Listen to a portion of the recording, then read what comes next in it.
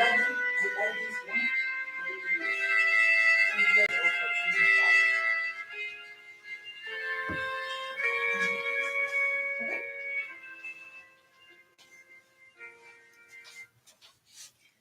morning, buenos días. This is America. Esta es America. Learning Spanish with America. Today we're going to review some of the stuff we learned already. For example, last 2 weeks ago, we learned about how we call animals. Okay. So here is the first one. Gato. Gato. Gato. Then perro. Perro. That's how we call it in Spanish. Pollo. Pollo. And then comes turkey. Pavo. Pavo. Pavo. And then comes the duck. We call it pato. Pato. Pato. And then comes the bird. And we call it pájaro. Pájaro. Pájaro. And then comes the fish. Pescado. Pescado. Pescado. And then comes the horse. Caballo. Caballo. Caballo. These are the animals who live around us. So more common animals who live around us. Gato, perro, pollo, pavo, pato, pájaro, pescado, caballo. Wait, I just noticed most of the names are with P, you see? Pescado, pájaro, pato, perro, pollo, and pavo. All start with P. Coincidence. Next is burro. Burro. Donkey. Some places or some different places they call asno in Spanish. But we call it burro. Burro. And then comes the cow. Is vaca. Vaca. Vaca. Vaca. And then these most are animals from the farm. Oveja. Oveja. Oveja is lamb. Then come chancho, the pig. Chancho. In some places they call it pork or puerco. Pero in my place, in my country, they call it chancho. So it's burro, vaca, oveja, chancho. Now we're going to review the words we learned last week about breakfast. How we call the stuff when we have breakfast. Breakfast in Spanish is desayuno. Desayuno. Let's go eat breakfast. Vamos a comer el desayuno. No suena bien. Vamos a desayunar, yeah. Vamos a desayunar is let's go eat breakfast. Es desayuno. Desayuno. Of course, to eat we need to go to the mesa in Spanish. Mesa. Mesa. Table. And we use to sit there in the silla. Silla. We need one more chair. Necesitamos otra silla. O necesitamos una silla más. You can say silla. And then comes the tablecloth. Mantel. Mantel. Some people use mantels, others no. Anyway, this is the plate. We use place to eat breakfast. Plato, plato. I think everybody in every country who speaks Spanish, they call it plato. The same way the taza. Taza is cup. Taza. So review. Desayuno. Mesa. Silla. Mantel. Plato. Taza. That's for breakfast. Of course, how we call? Vaso is the glass. Now it's with water. You say vaso con agua. No? A glass with water is vaso con agua. Then comes the spoon. Cuchara. Cuchara. Cuchara. The fork is tenedor. Tenedor. Tenedor. And then come the knife. Cuchillo. Cuchillo. Cuchillo. Then come the napkin. Napkin is servilleta. Servilleta. And then what we drink, usually we drink in breakfast is café. Café. Coffee is café in Spanish. So review. Vaso, vaso con agua. Cuchara, cuchara. Tenedor, tenedor. Cuchillo, cuchillo. Servilleta, servilleta. Then café, café. And comes other things we take on breakfast is milk. Milk in Spanish is leche, leche.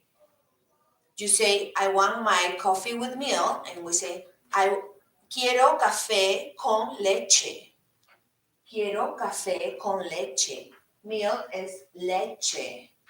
Another beverage we take sometimes is tea. In Spanish, té. Té.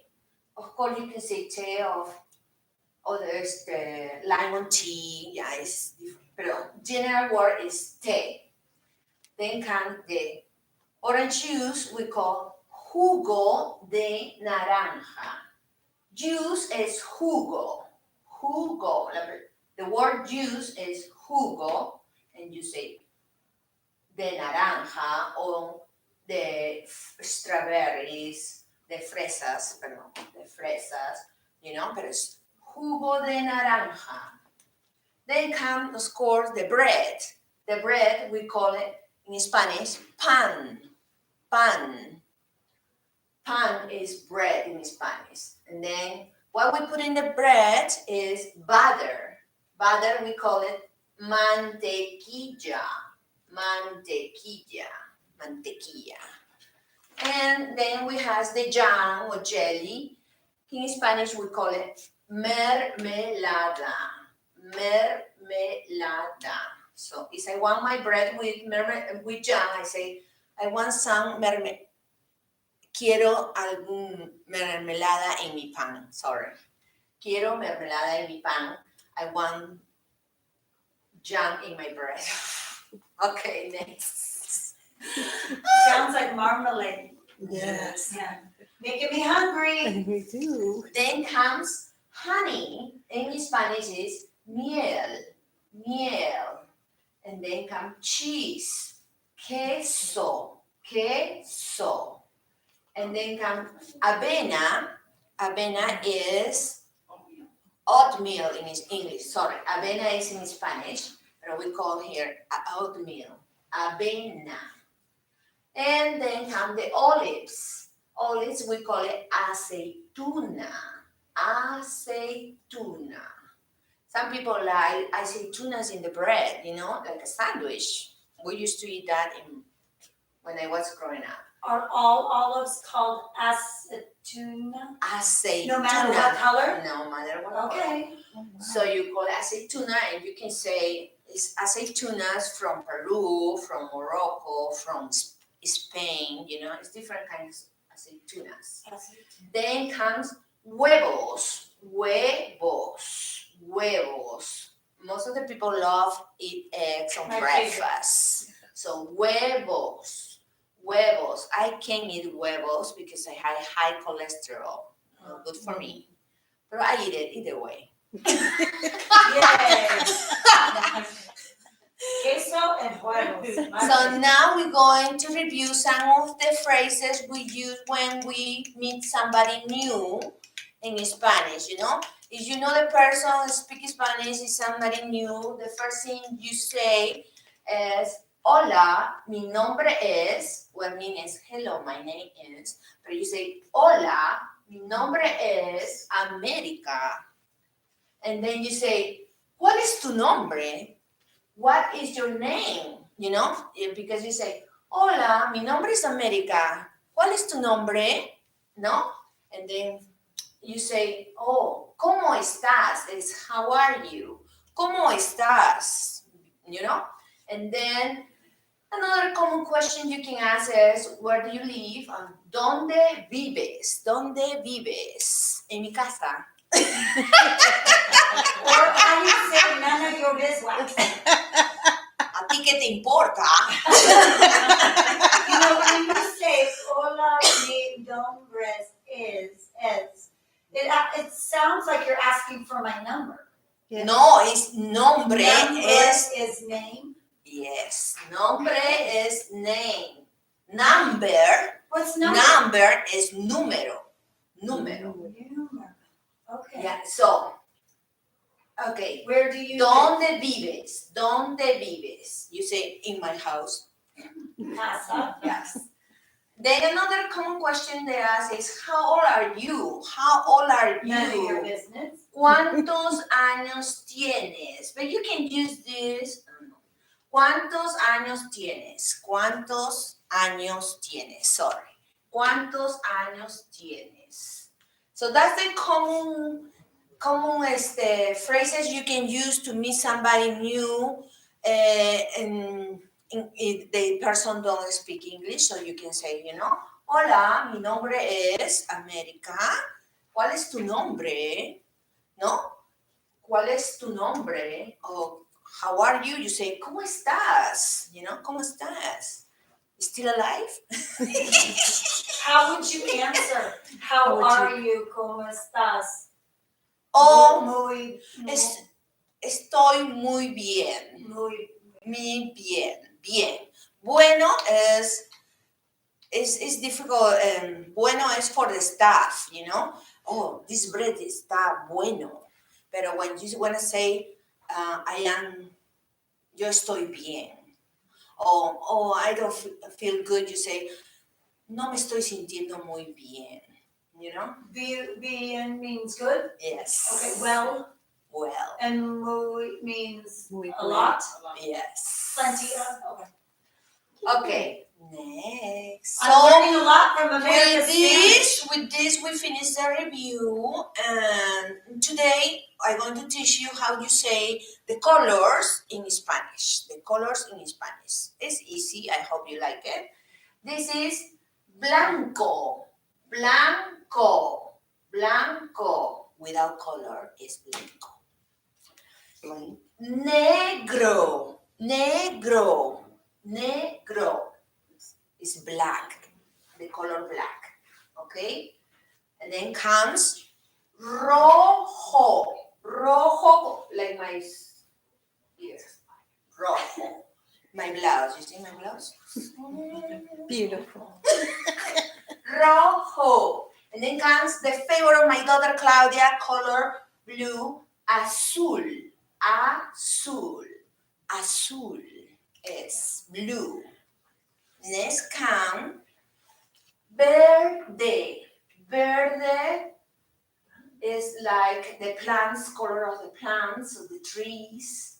Verde, verde. And then comes amarillo, amarillo, the color of the sun. The color of the sun. The sun science say the color of our sun is green, not yellow. That's why all the plants here in the planet Earth are green because our sun is green. Looks yellow, but it's green. Anyway, let's see. Marrón. Marrón is brown. Brown. Marrón. Marrón. Brown. Y purple is morado. Morado. Huh. Morado. My favorite color. My favorite. Morado. For example, when you say, oh, you have a purple eye. Oh, tiene un ojo morado. Tiene un ojo morado. Well, listen. No, when somebody hit you That's or you what I'm get hurt. saying. Yeah. Called a Okay. merengue. Morado. Morado. Then comes orange. Yay! Orange. The favorite for Kerry color. That's the Kerry favorite color. Muy bueno. Anaranjado. Anaranjado. Anaranjado. Anaranjado. And then come pinky. For sure is Grace's favorite. Rosado. Rosado. No, she said no, it's not her favorite. Rosado is pink. Pink is rosado. And then come light blue. Light blue. But in Spanish we call it celeste. Beautiful. Celeste, like the sky, you know? Celeste como el cielo. Celeste, celeste. It's a name too. Some people I was put gonna that say, name. I've heard of that. Celeste, Beautiful. celeste, yeah. And then come another of my favorite colors is burgundy. Burgundy, we call it guinda. Guinda, because it's a fruit. It's a fruit. They call it guinda and it's purple. No, it's burgundy, sorry. Burgundy. And so guinda.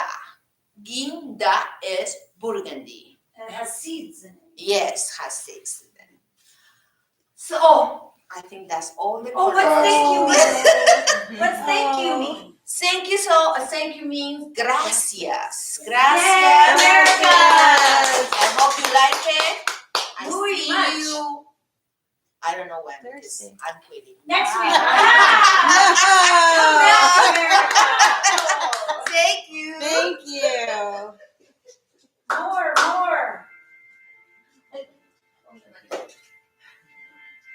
Thank you, ladies. I hope you like it. Thank you. Shout out to Salvador and Kelly Lee. Yay. They're watching. Awesome.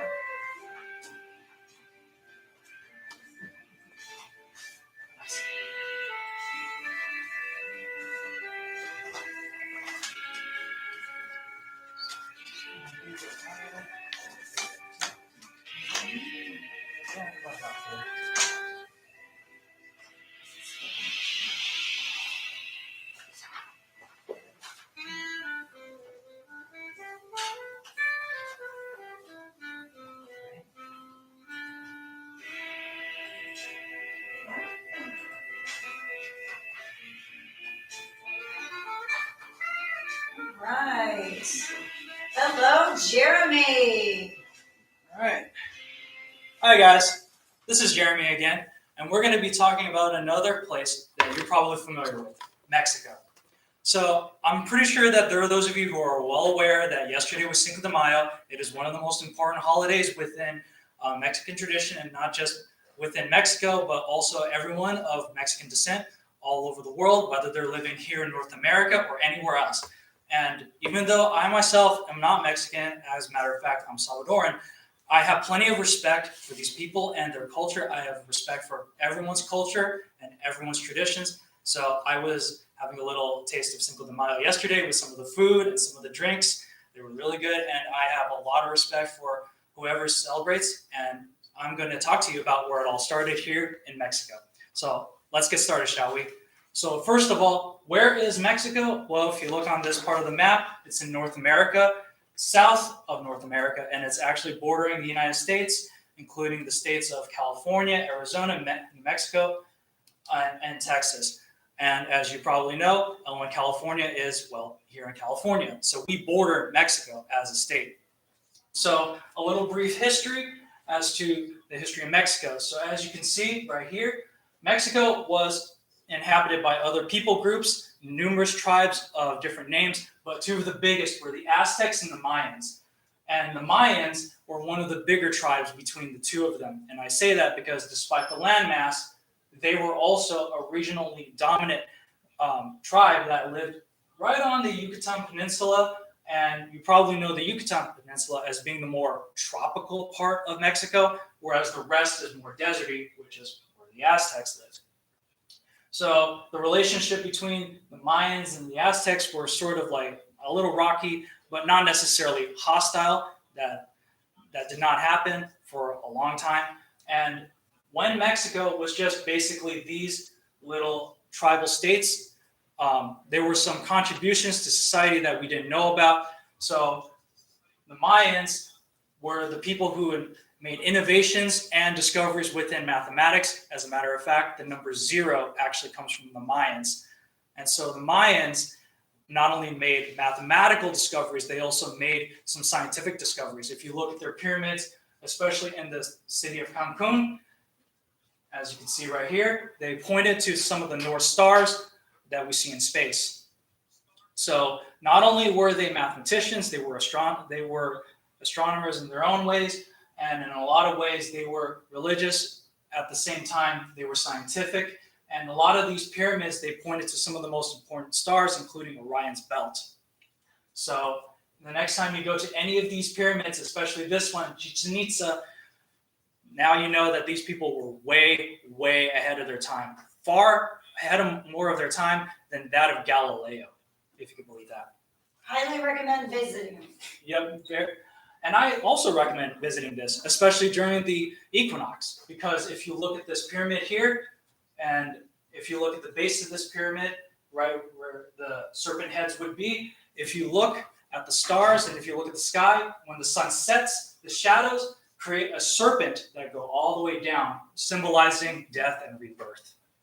It's a beautiful thing. Yep. And so, for All many, man-made, by the way. yeah, all man-made. This, by the way, was created not with modern technology, with ancient technology, when people were using sticks and ropes. And ropes, by the way, that were very fragile even by today's standards.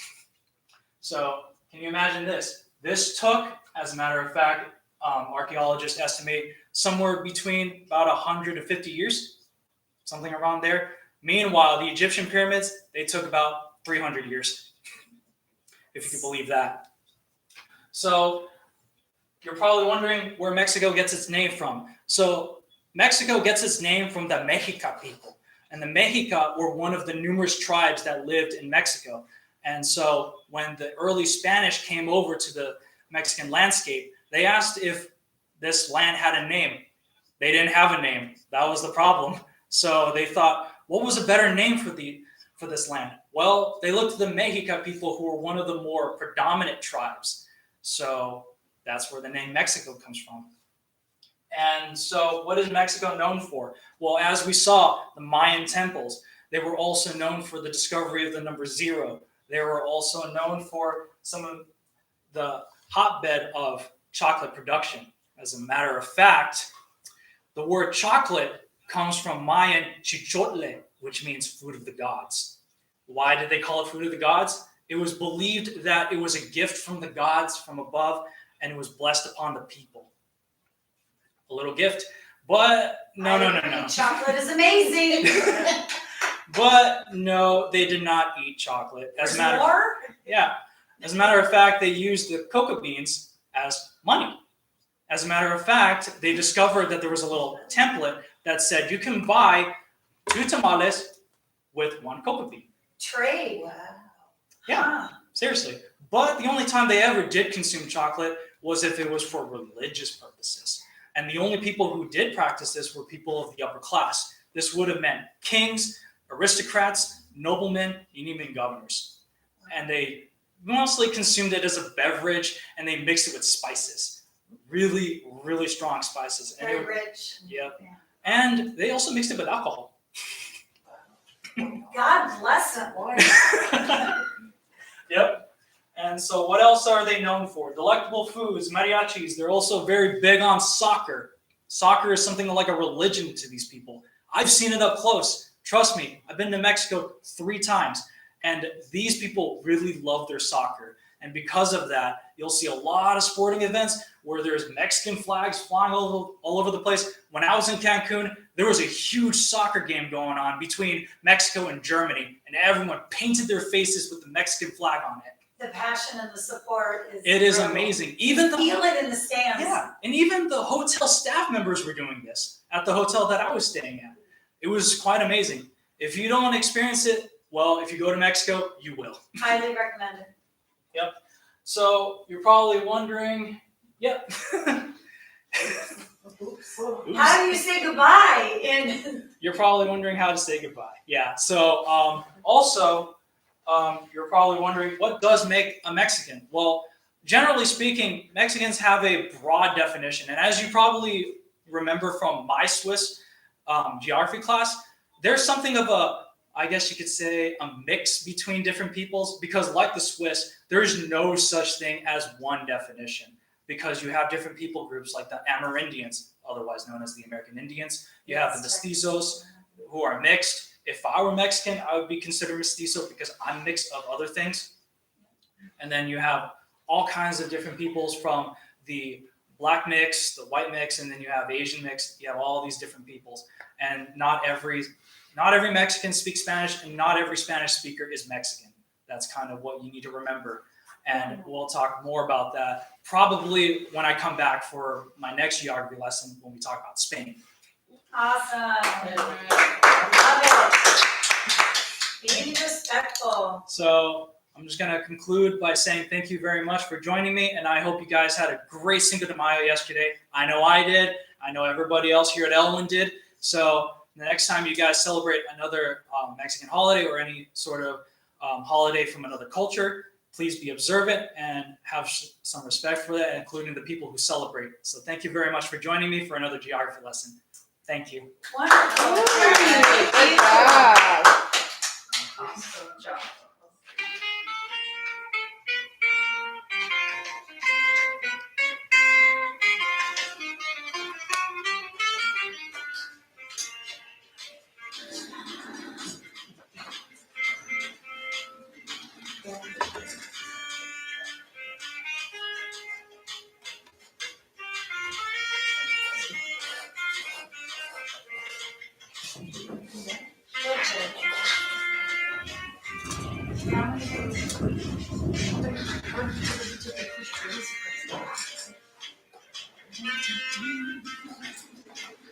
That's how you make it down closer.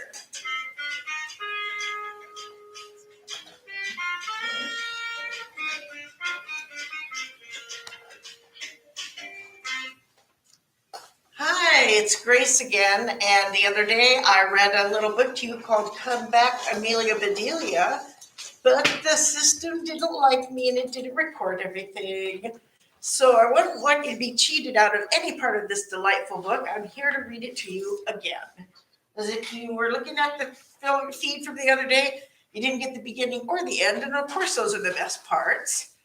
The first and most important part is that I tell you that Come Back, Amelia Bedelia is written by Peggy Parrish. She wrote a lot of Amelia Bedelia books. They're all delightful, and I understand her son is now writing them too. And the pictures in this book, as they are by some of the other books that I've read to you about Amelia Bedelia, are by Walter Tripp. I always like to joke and say maybe he's related somehow to Joni. So this book, Come Back, Amelia Bedelia, is about Amelia, and she started out in the oven. Oh, my cream puffs, said Amelia Bedelia. She went to the stove. Just right, she said. Amelia Bedelia took her cream puffs out of the stove. Yum. I believe that's what's on the cover here, cream puffs. Then I think I got 2 pages. So there now, she said, I'll just let them cool and then I will fill them with chocolate cream. I'll take some. Mrs. Rogers, remember Mrs. Rogers is the person that Amelia works for. Mrs. Rogers came into the kitchen and said, good morning, Amelia Bedelia, she said. Good morning, said Amelia Bedelia, all cheery and bright because, it's first thing in the morning, you got to be nice. I will have some cereal with my coffee this morning, said Mrs. Rogers. All right, said Amelia Bedelia. Mrs. Rogers went on into the dining room. So Amelia Bedelia got the cereal and she put some in a cup and she fixed Mrs. Rogers coffee, some cereal with her, she fixed Mrs. Rogers some cereal with her coffee. And by that, she put the cereal in the coffee cup and poured the coffee over it. She took it into the dining room. Amelia Bedelia, said Mrs. Rogers, what is this mess? It's your cereal with coffee, said Amelia Bedelia. Oh, you are impossible. She looks a little miffed here. You are impossible, said Mrs. Rogers. You're fired. You mean you didn't want me? You don't want me anymore? Asked Amelia Bedelia. That is just what I mean, said Mrs. Rogers. Now go. Amelia Bedelia got her bag and she went away. It's very sad. I would be very sad. Amelia Bedelia walked toward town. Now what will I do, she said. She paused by the beauty shop. A sign said, lady wanted. So she's at the beauty shop. Now let's see what that's about, said Amelia Bedelia. She went into the beauty shop. And so here she is in the beauty shop with the owner. Can I help you? Asked a lady. No, I came to help you, said Amelia Bedelia. Can you fix hair? Asked the lady.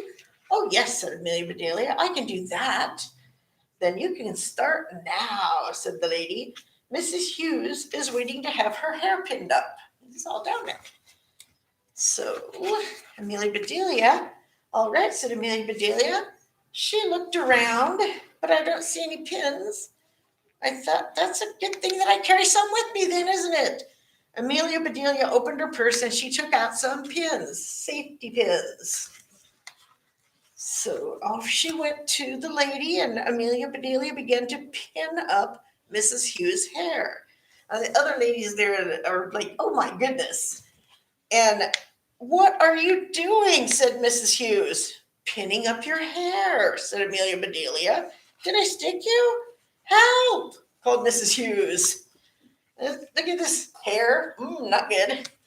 The beauty shop lady came in. Oh no, she said. What have you done? Go away right this minute. All right, said Amelia Bedelia. She looks kind of sad again. I think I would be too. So Amelia Bedelia went on her way. Now, why does she get so mad? Said Amelia Bedelia. I just did what she told me to do. Amelia Bedelia looked in all the stores. She came to a dress shop and it had a help wanted sign in the window. Yeah.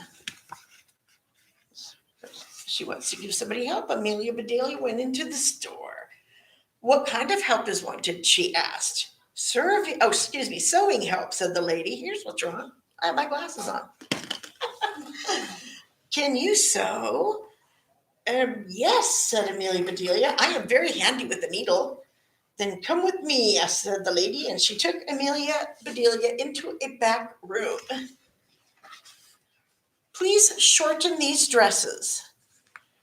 These are already marked, said the lady. See, she's got a little dotted little sign on there. All right, said Amelia Bedelia, and then the lady left her. Well, I don't need to sew to do this, said Amelia Bedelia. She took the scissors, and Amelia Bedelia shortened those dresses. Snip, snip, cutting off the bottom part there. Amelia Bedelia went back to the front of the store. I'm finished, she said. What's next? Finished, said the lady. How could you be? The lady went into the back room and she saw the dresses. Oh no, she said, you have ruined them. But I just shortened them, said Amelia Bedelia. Oh, go away, said the lady. I don't want you. These people are harsh. So Amelia Bedelia went. Some folks, she said, I just don't understand them. So Amelia Bedelia walked another block or so, and she saw a sign in the window. It said, file clerk wanted. Now I wonder what a file clerk is, she said. I'll just go in and find out. Well, here she is, went and talked to the man. A man met her. Are you a file clerk, he asked. I will be one, said you will just tell me what to do. Says, all right, said the man. First, take these letters. They need stamps. Then here's the letters. Then file these papers. So she's like always wanting to help Amelia. I'll do that, said Amelia Bedelia. And the man went into his office. Amelia Bedelia looked at the letters. Now, should I stamp all of them at once or one at a time? She thought. I better do them one at a time. So Amelia Bedelia took each letter. She put it on the floor, and Amelia Bedelia stamped on it. That's not good. Then, there, she said, that should be enough stamps. Now I better get these papers filed. Amelia Bedelia looked at the papers. Then she looked in her purse, and she found a fingernail file. It sure is small to file all these papers, but I'll do the best I can, said Amelia Bedelia, as she began to file the papers. I know, man. And here comes a guy. He does not look happy now, does he? No. The man came back. Stop, he said. What are you doing? I'm just filing your papers. Do you have a bigger file? Oh, no, said the man. Do go away. So Amelia Bedelia went. I declare, she said, everybody is mad today. Amelia Bedelia walked down the street and she came to a doctor's office. There was a sign that said, help wanted. Well, maybe that's the job for me, said Amelia Bedelia. So she went inside. Well, the doctor looks pleasant. The doctor was there. I will be your help, said Amelia Bedelia. Good, said the doctor. Bring in the patients one at a time and come when I buzz for you. All right, said Amelia Bedelia. I can do that. The doctor went into his office and a woman and a little girl came in. And who is the patient? Asked Amelia Bedelia. Jane, said the woman. So then I'll take her in, said Amelia Bedelia. She picked up Jane and put me down. I can walk, screamed Jane. Nope, said Amelia Bedelia. The doctor said to bring you in. And Amelia Bedelia carried Jane into the doctor's office. Put Jane down, said the doctor. Oh, he doesn't look so happy now, does he? Bring her mother in, said Amelia. Bring her mother in, said Amelia Bedelia. Can't she just walk? Never mind, said the doctor. Mrs. Jackson, please come in. Amelia Bedelia went back to her desk. A little later, the buzzer rang. I need your help, said the doctor. Dickie has a bad cut and he needs a few stitches. Sticky. So Amelia Bedelia gets out her purse and says, here's a needle. Now, what color thread does Dickie like? Oh, no, said the doctor. I wanted you to put my gloves on. Can you do that? Oh, my, yes. She did. I will be glad to, said Amelia Bedelia. Put the doctor's gloves on. There now, she said. They're a little big, but they're on. What next? The doctor looked at Amelia Bedelia. His face turned red. Oh, not happy. Go home, he said. Home, said Amelia Bedelia. My goodness, she said. I forgot about my cream puffs. So here she is heading back to the house where she started. I must go back and fill them. Amelia Bedelia went back to the Rogers house. I'll just make a little chocolate cream, said Amelia Bedelia. She put a little of this and a little of that into a pot. She mixed and she stirred, and soon her chocolate cream was cooked. Yum. And look, Mrs. Rogers looks happy now. Mrs. Rogers came into the kitchen. Oh, that smells good, she said. Well, said Amelia Bedelia, I'll just fill the cream puffs, then I'll be on my way. Oh, no, said Mrs. Rogers. I'm sorry I got mad. Please come back, Amelia Bedelia. We miss you. All right, said Amelia Bedelia. I will be glad to. I mean, so she's holding cream puffs, so I'd let her come back, right? I will be glad to come back. And then here comes Mr. Rogers into the kitchen. I'm hungry, he said. Amelia Bedelia, please heat me a can of soup. All right, said Amelia Bedelia. So she took a can of soup and she put it in a pot, and Amelia Bedelia heated the can of soup. Now that's funny, but don't try that because I'm pretty sure the can will explode and you'll have a big mess. But hopefully that didn't happen to Amelia, and instead he had some delicious cream puffs with chocolate filling because that's what I'd want over soup any day. So thank you very much, and I hope you got to hear the whole book today. Thanks. Thank you, Grace. Yeah, Good job, Grace. Fantastic.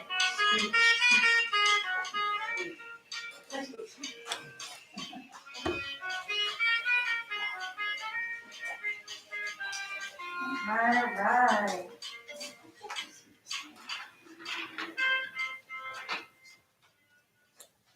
I don't need my favorite color chair.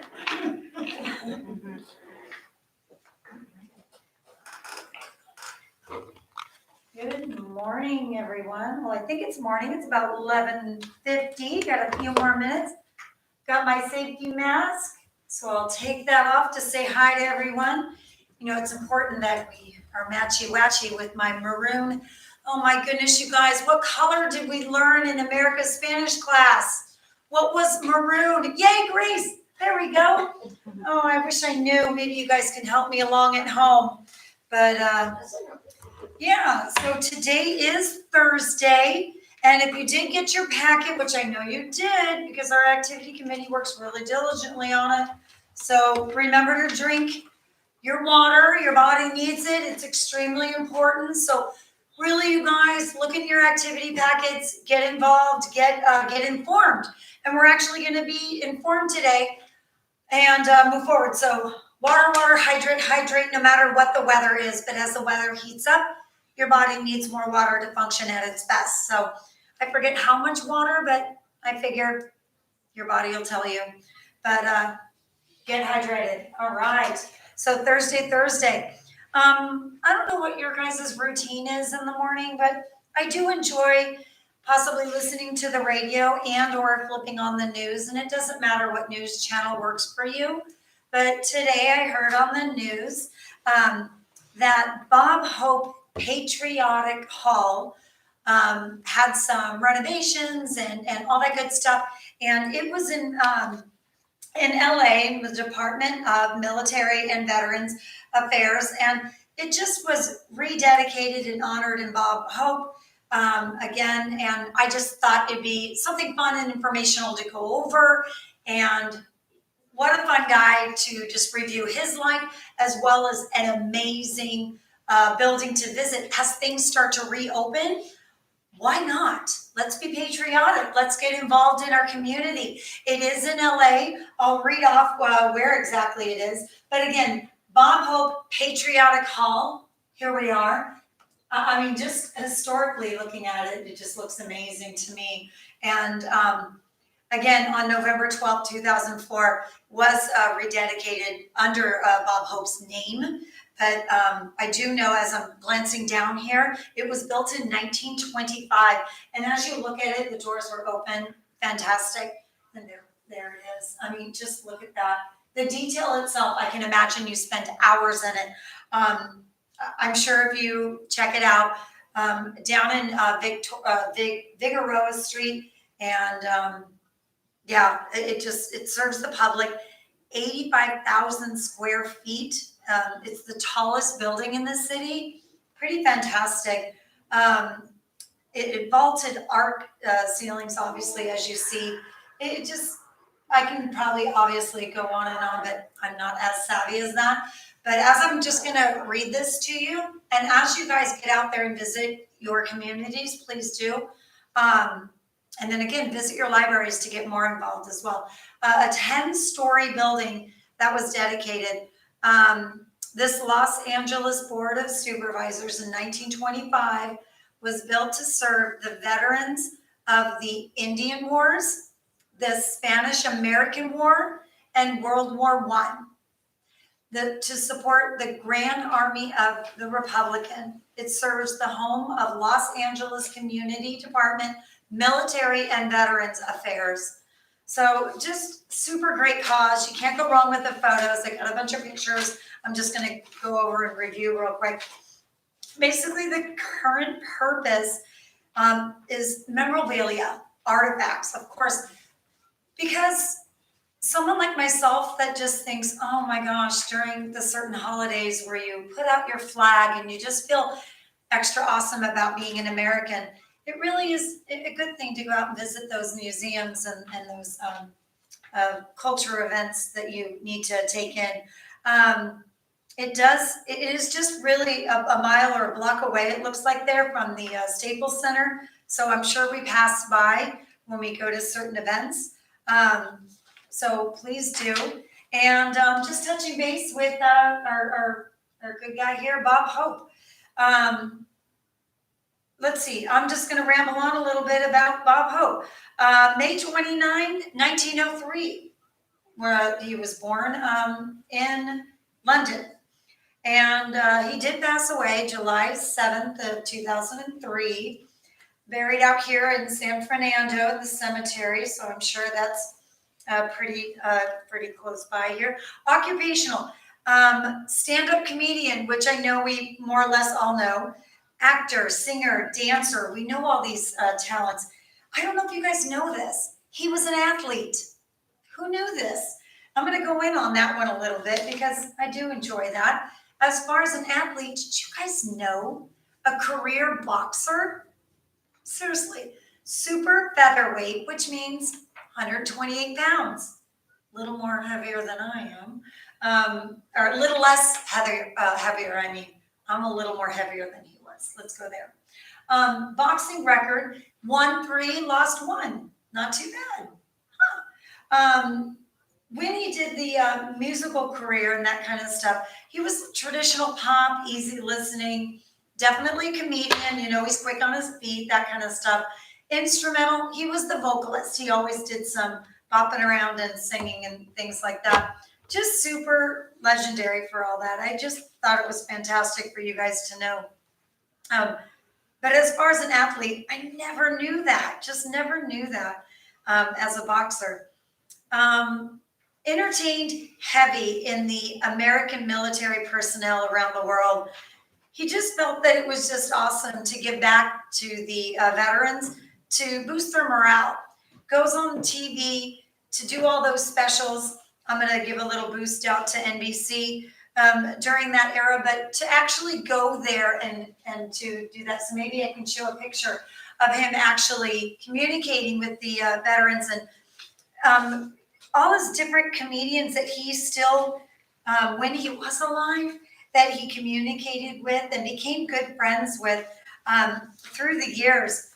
Different singers and actors and people that he engaged with. I'm looking through this as I remember reading it. Katharine Hepburn, some of these wonderful leading ladies.